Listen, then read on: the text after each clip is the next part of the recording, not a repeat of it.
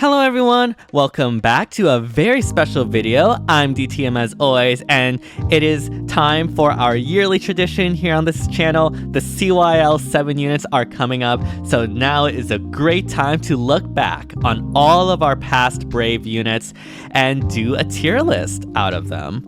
Yes, this is a yearly thing and I'm super excited. And yeah, let us get into it. Before we do that though, be sure to like, subscribe, hit the bell, all that jazz to help support the channel. Only takes 5 seconds to subscribe, but it truly does help us channel a lot, and I really do appreciate all the constant support.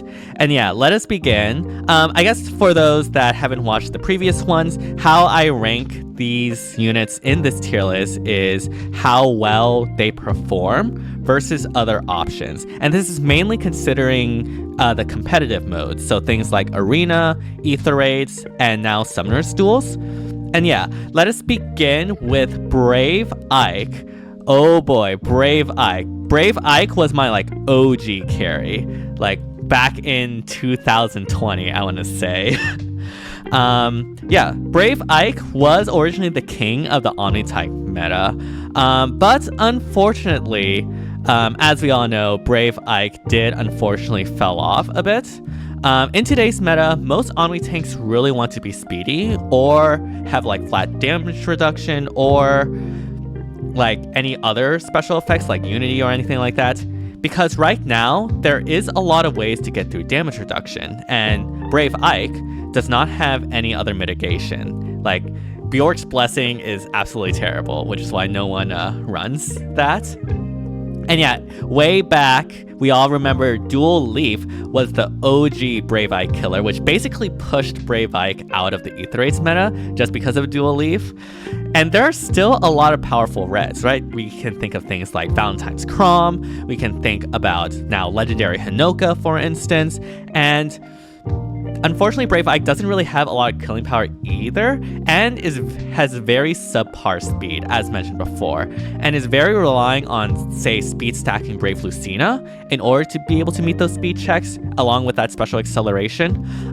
But with the introduction of more ways that units can get feud, from either blue feud, green feud, or just Emblem in general, yeah, Brave Ike has definitely fallen from the sun. I'm not going to say he's D, because he's definitely better than that, but I think C is appropriate, because even though we are in a resurgence of Omni tanks, there's just so many better ones now that has more important effects than Ike, and actually has the speed necessary to be able to potentially compete with those speed checks. So yeah, unfortunately, Brave Ike I have to put in C.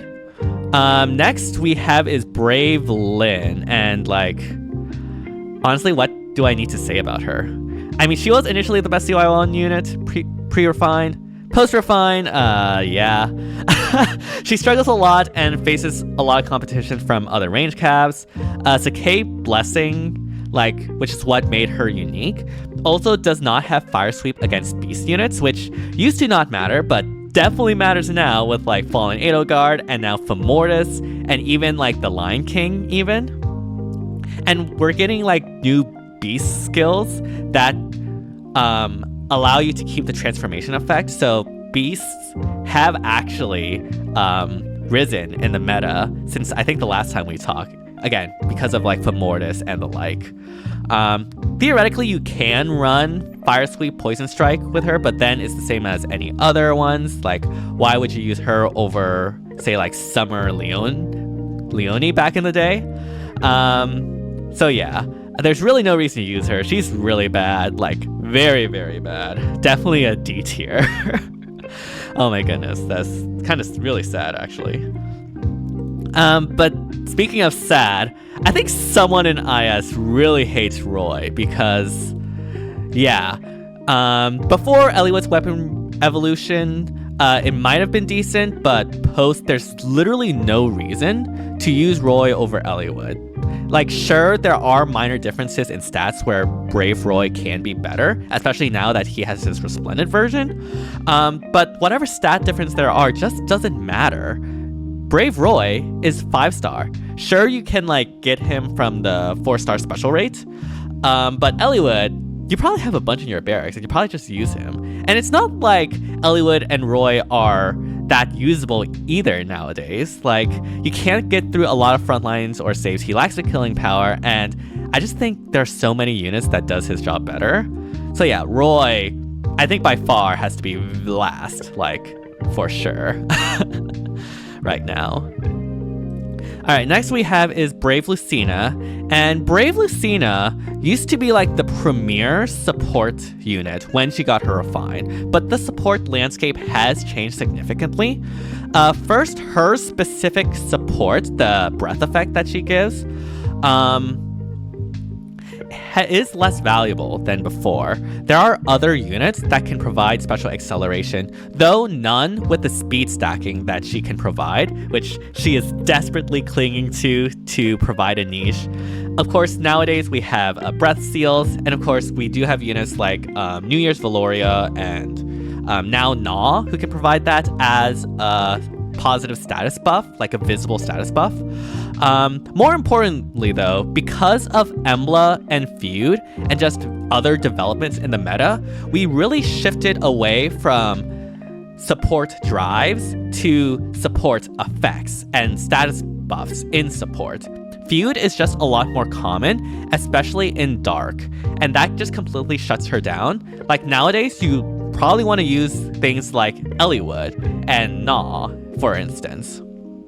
And even in like Astra, just due to like the nature of how the meta's developed, it's not always the case where you want to have Brave Lucina, for instance, within 2 spaces of your units, because we are starting to see more high threat range teams, especially with a lot of the powerful calves that we've seen.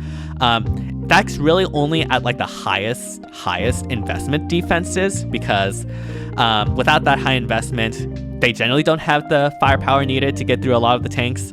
But still, like that does decrease Brave Lucina's value a little, and it's definitely a lot more niche than before.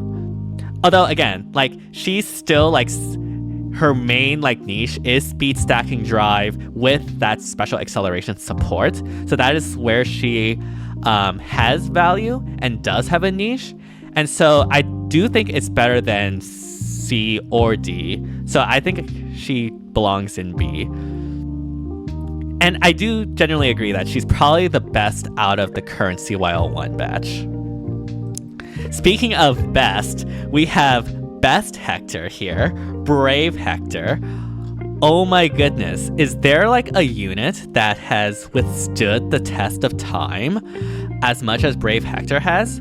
Like, to this day, he's really, really good. 3 years, like 3+ years after his refine. He only started to use value just this year, but that is mostly due to more steep competition from units like Bridal Tiki. But obviously Armored Beacon came out, and that just pushed him back up to S, I think. Like, while not the best far save, he's definitely still a contender in the top meta role, even in something like Summoner's Duels. No armor is still so valuable with Valentine's Chrom and now Legendary Hinoka existing, and still tanks so many nukes. I think the main build you want to go for if you have like a very invested like +10 Brave Hector is you want to go for like Armored Beacon Special Fighter 4, and he puts in a lot of work.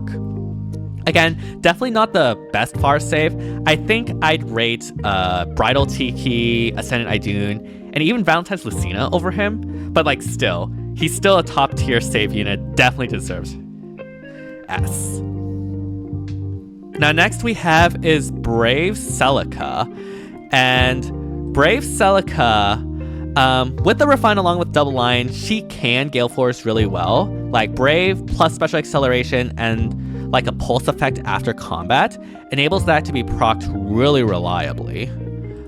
This is very important for Gale Force, as you know, reliability and consistency is super important, and she can be a sweep or do a hit and run with a safe defense. But the main issue with Brave Celica is that she doesn't really fit well as an initiator. Her healing in her weapon is actually a huge detriment since it prevents her from getting into wand range so that other units can warp in. And that, along with the Brave generally preventing counterattacks from the enemy, you don't get into wand range if you have her as an initiator. If you run her as like a follow-up unit, which you can do, but you have to swap out Double Line with Wings of Mercy, which obviously removes her Brave effect. There are ways to circumvent that with like Ascend Florina, but like we don't have a Wings of Mercy seal right now, so it's pretty awkward. And there's just a lot better initiators now, like Ninjorin, Summer Edelgard. Those are like the main ones. Brave Seliph, which we'll get into. And honestly, I think like a lot of free units can work really well as Gale Force initiators, or just Gale Force units in general. And even with all that, like I just don't think she has the power needed to bust through a lot of the near safe units or the front lines we have currently. So unfortunately, there's not really a place where we can use Brave Celica. So I'd probably put her in C.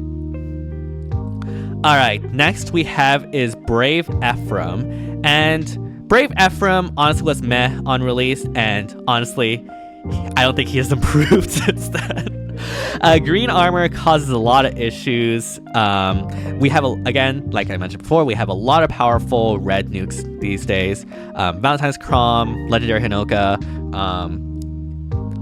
Dual Leaf back in the day, Legendary Veronica even. I forgot to mention that when talking about Brave Ike, but Legendary Veronica also exists.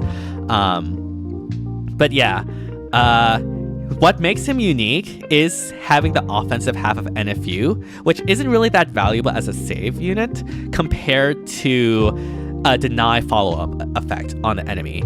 Especially in SD, what's more important is that you survive. And especially these days with a lot more powerful nukes, surviving is key. And unfortunately, like, that offensive half of NFU is all he has besides some healing. Right? Like, I'd much rather use units like Brave Edelgard, Gustav, Lucina, Brave Hector, etc., etc. And honestly, I prefer using Arden, a Grail unit, over Ephraim, because at least Arden has a massive amount of HP, which helps with survivability.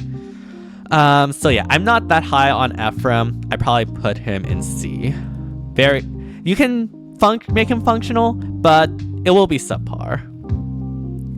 Alright, last of the CYL 2 batch, we have Brave Veronica, who used to be the best CYL 2 unit, but unfortunately these days, healers in general are just in a really rough spot.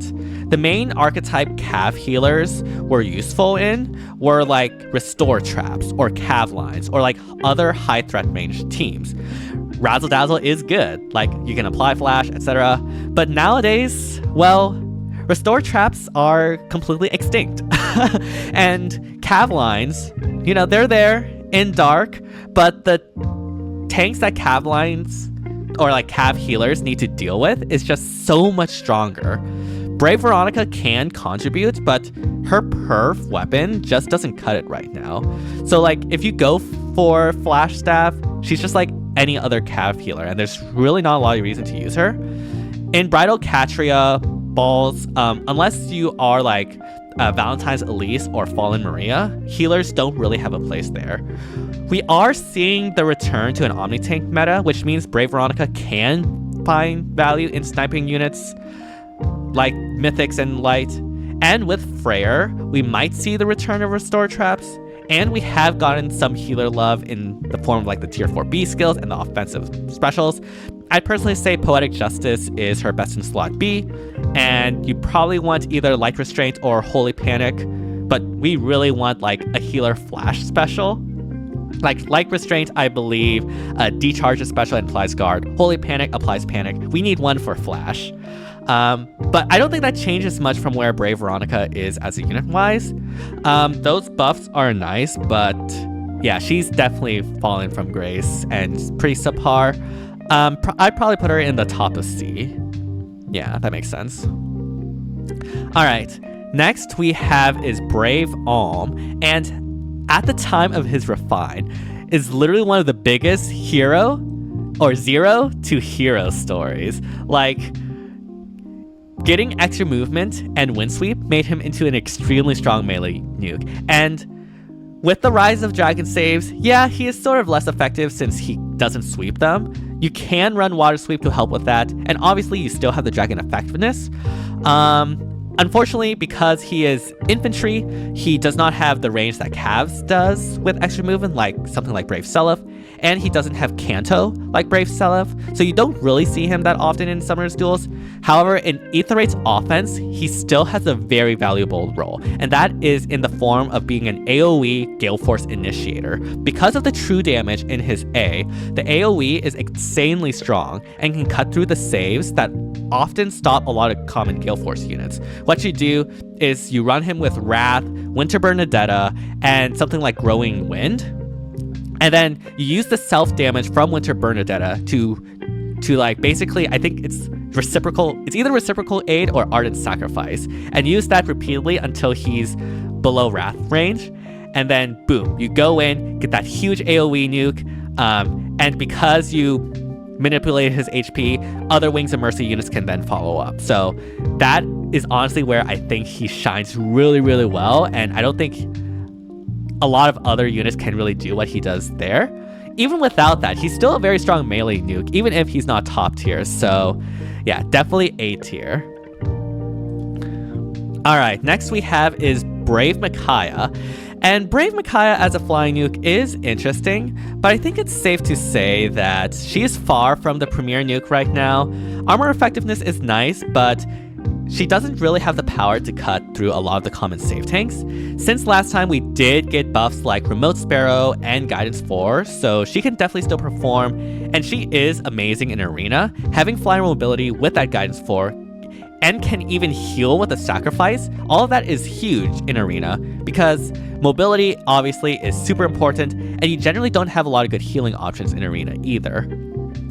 Unfortunately, right now, you don't have a way to get through damage reduction, which is a huge problem in general for flying mages, and unfortunately isn't really that great with AoEs either, as there's no really easy way for her to pre-charge that. That being said, you still can make her work, and still has the armor and cav effectiveness, but yeah, I'd say B tier is appropriate. Alright, next we have is Brave Eliwood. And Brave Eliwood is interesting. He has a weapon that is Dragon and Beast effective, has half of NFU and Spurn, but not much else. The effective damage is nice. We do have a lot of powerful like Dragon Beast tanks these days in the form of like, say, Bridal Tiki, Femortis, but that's really all he has. And even with all of that, I don't think he's going to get through Bridal Tiki or Femortis. Not having like a Moonlight Bangle-ish type of effect, Special Shenanigans or DR Piercing really hinders him, and also doesn't really have any fixed Canto, so you have to rely on Trace. And unfortunately, I don't think there's really much of a place for him. Even in the places where he does work, I just feel like other units like Brave Eirika, which we'll get into later, I just feel is a lot more consistent. So yeah, definitely C tier, I'd say. Alright, last of the CYL 3 batch, but certainly not the least, we have Camilla. And Camilla here is very unique as a staff unit. Her having a preference staff, and a very offensive flying staff at that, makes her very potent. We did get Scion Nana, but what makes Camilla unique and amazing is the gravity effect that she has in her perf weapon. With the safety defense, gravity hit and run is a really, really cool strategy. She's basically a staff version of Legendary Claude, albeit with less power, but can be used in every season and has dazzling. Of course, the biggest hindrance to her right now is the fact that she does struggle a lot to punch through a lot of the current Farsafe tanks, even with the recent buff to healers.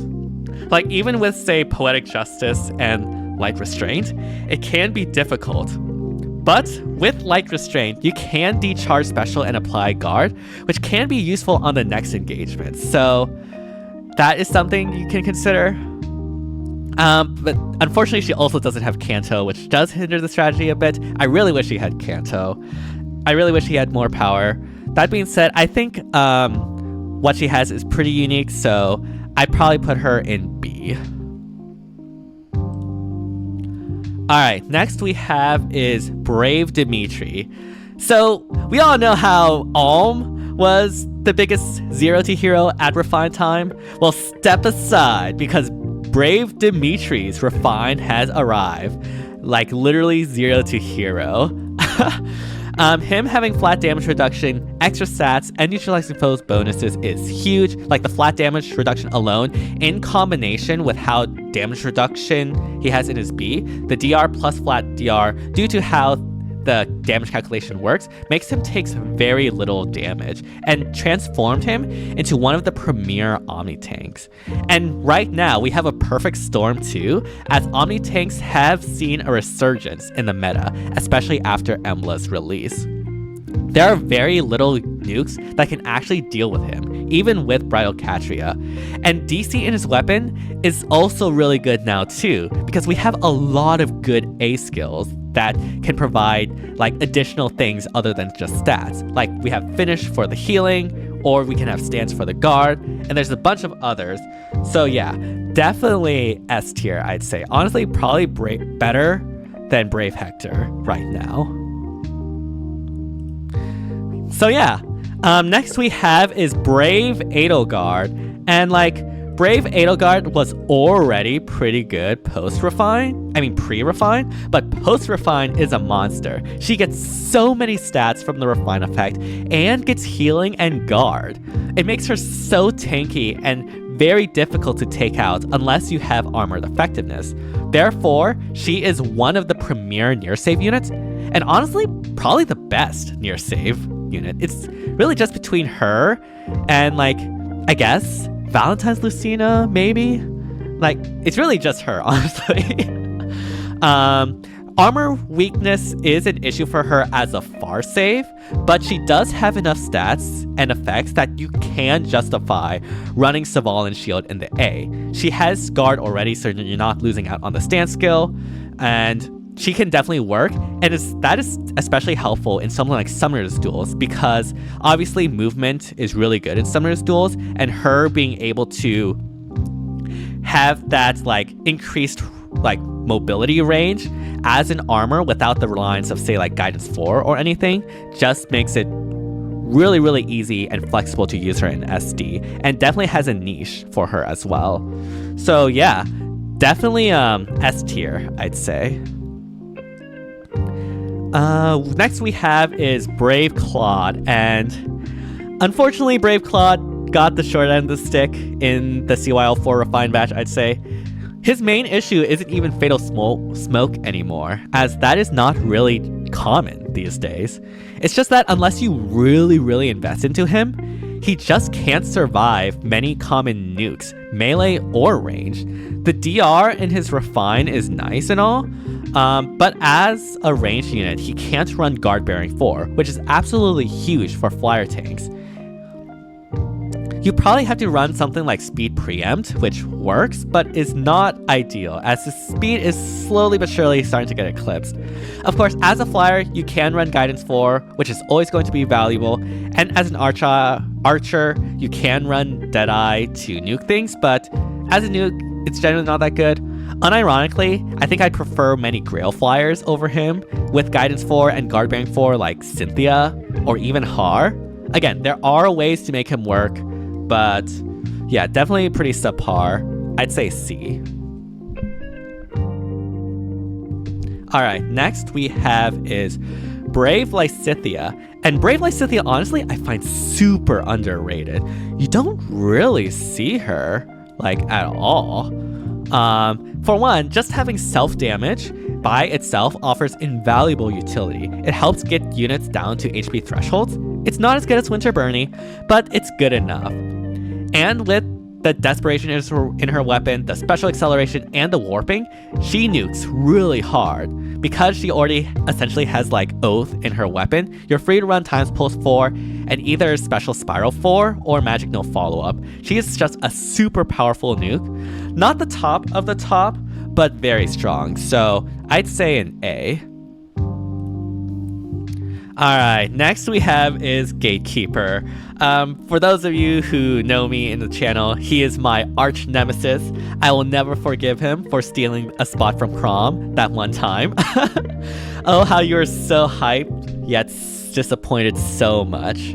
I mean, to be fair, his anti-warping is actually useful, right? Like, warping these days is extremely prevalent with Catria and Guidance 4, so him providing that actually has value. The problem is that is all he provides. He cannot tank, he cannot nuke, he literally cannot do anything else. Thus, taking an entire unit slot just for that generally isn't worth it, as there's often like other things you would much rather want to have rather than just the anti-warping. He cannot frontline, as I mentioned, and because of that, the obstruct part of his weapon is basically useless, because in order for obstruct to actually have value and prevent that from like reaching your unit, he has to be on the front. And because he can't do that, obstruct isn't getting any valuable. So the only thing he has is the anti-warp. So he is literally inferior in every single way to legendary Myr. Him on AR defense is useless to prevent Gale Force, as most Gale Forcers can deal with him no problemo. Ether Raid's offense does have some limited uses. Yeah, it stops Catriel warping, but I think personally you would be much better off with any other support. So it's really only in SD against Guidance 4 where he provides value, and yeah, unit slots are super precious there. Again though, like, the anti-warping is actually valuable, so he's not like D or C, I'd say. But I do think he is by far the worst of the CYL 5 batch, and probably belongs in B. Alright, next we have is Brave Marianne. And Brave Marianne is honestly probably the unit with the most undeserved bad rap here. Fae players honestly just don't know how to use her effectively, and it's not like it's hard, it's just in Gale Force. Even to this day, Brave Marianne is still so good for Gale Force. She is still the only 2-for-1 refresher, besides Legendary Ninian, that doesn't require a dual skill. And for Legendary Ninian, you can't use her for 3/4 of AR. Right? So yeah, the gravity effect, for the most part, generally doesn't matter due to the warping inherent in Gale Force. The main issue with Brave Marianne right now isn't the lack of damage, like most people think. Most Gale Force clears, you can find, like, the vast majority, you can find a unit that Brave Marianne can easily take out. And barring that, there are ways like Bolt Tower or Savage Blow, but that's not really an issue. The main issue right now isn't the lack of damage, the main issue is proccing her special. She needs to run Flashing Blade and meet the speed checks, and she cannot be guarded. And that is what holds her back, right? Like, she really wants, like, either having the cooldown reduced further or a tempo effect. But that is it. And, like, again, there are plenty of units in, like, a defense where you want a Gale Force that doesn't have guard. And so, in most cases, it isn't an issue, but it does make her less flexible, especially with the rise of guard in save tanks, like from Brave Edelgard, for instance. So yeah, definitely not S, but I would say definitely in A tier. Probably here, honestly. Yeah. Alright, next we have the super creative and inspiring Brave Marth alt. Red Sword Infantry, baby! Yeah, with the glut of Red Sword Infantry units we've gotten recently, Brave Marth has some very steep competition. Even his Vantage strat has competition from fallen female Byleth now, who in my opinion is just way better. Since his release though, he did get some nice buffs actually, like Special Spiral 4, using that skill on him allows you to like always proc Shining Emblem when vantaging your units, and because of Special Spiral 4, it gets through damage reduction, which is really nice. And of course, we also have like Speed Smoke 4, Distant AS Solo, etc, etc.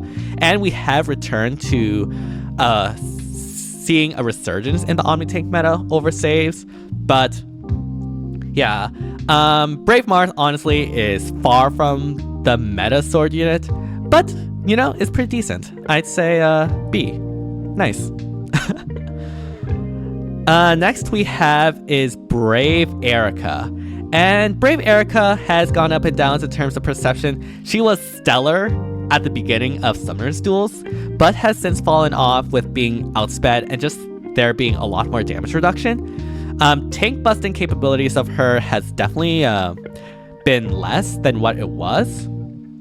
I think her main issue right now is that she doesn't have a way to get through damage reduction. You look at something like Legendary Nana, one of the reasons why she is still very meta is because of her ability to just get rid of and ignore damage reduction. And not only that, like ignore defensive specials too. Like Moonlight Bangle is still very strong to cut through high defenses of units and still packs a punch. And with the fixed Kanto is more than capable of being like a hit and run unit. So I don't think she's like bad or anything. I actually think she's still pretty good, but she's definitely fallen off from S. So I'd say probably A tier right here. All right. Next we have is Brave Chrom. And Brave Chrom is definitely one of the most unique units of CYL 6. The ability to borrow any status effect is just so creative and powerful. When he released, there are just so much theory crafting with the status effects that you want to include. Not only that, but you get a stat buff per effect, and that has no cap. At release, I said that he'll age really well, and yeah, that is true. We of course know about his amazing synergy with Brave Seliph. You can steal his extra movement and null follow-up status to Brave Chrom, and it is one of the cookie cutter Gale Force duels. You've seen PM1 use that team a bunch. I've used that team a couple of times.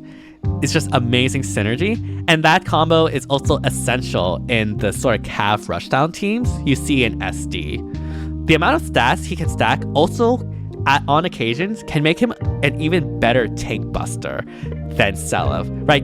Chrom has like armor effectiveness, I believe, and the stats you can stack on him is just, it can get ridiculous if you like work on it. So yeah, honestly, very meta, S tier, I'd say.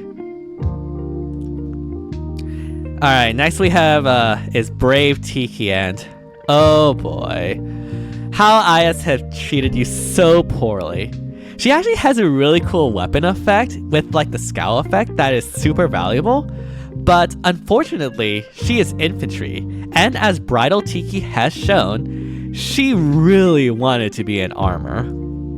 Unfortunately, as an infantry Omni tank, she just doesn't cut it. She's lacking in speed, and in general just get cut down by many of the common nukes.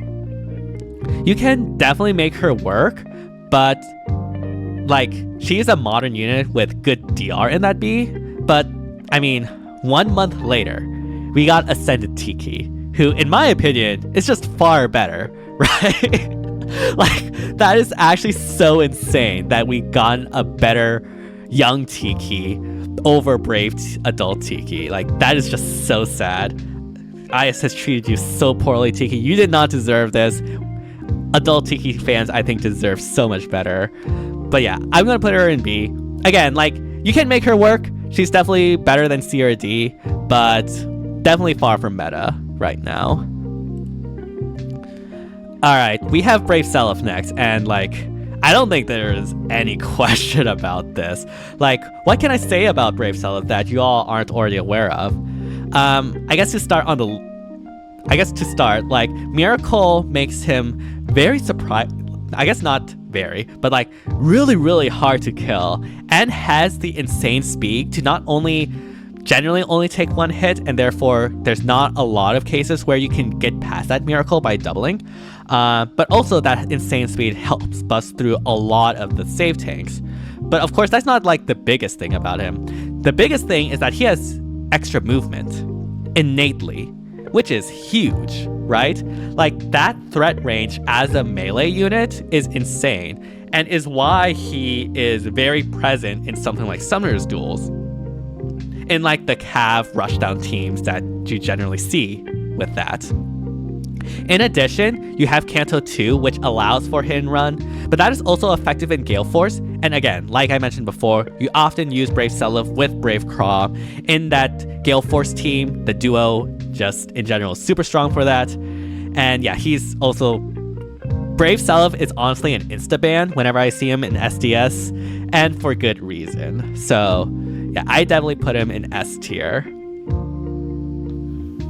Alright, last but certainly not least, we have Brave Byleth. And Brave Byleth is actually pretty interesting, I'd say. Very interesting unit. Introduced us to speed preempt, which is really nice, and Brave Byleth overall is a pretty good Vantage unit, and I've used her to good success. Divine Pulse is a very good special with that non-pierceable DR. Unfortunately, she can struggle against damage reduction herself, as a flying mage nuke, she currently does not have a way to get past that, and that in general I think is one of the biggest weaknesses right now that Brave Byleth has.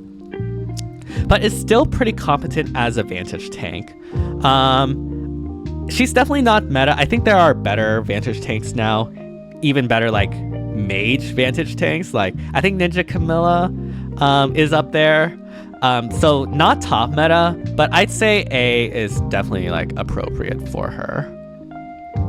So yeah, this is what I would consider the current CYL tier list for the year. If you watched my previous tier list on this, you can see that it's radically been changed. I had to make a bunch of like tiering adjustments just due to the level of power that the CYL 6 units and the CYL 4 refines had. So I had to shuffle a bunch, but hopefully you all enjoyed it. And yeah, once again, like this is based on how well I think these units perform versus other options in the competitive modes. And so, like, obviously we have S as like meta tier, D as in like garbage tier. So sorry, Lin and Roy fans. But yeah, let me know down in the comments what your rankings of the CYL units will be and what you think the CYL 7 units will bring to the table. And yeah, thank you all so much for watching. As always, if you like the content, be sure to like, subscribe, hit the bell, all that jazz to help support the channel. Only takes 5 seconds to subscribe, but it truly does help this channel a lot, and I really do appreciate all the constant support. And yeah, thank you all so much for watching. Can't wait until next year when we do this again. Can't wait to see what CYL 5 refines brings. Oh gosh, if like Gatekeeper actually becomes good, I will lose it. But yeah, thank you all so much. Hope to see you all next time. Bye, everyone.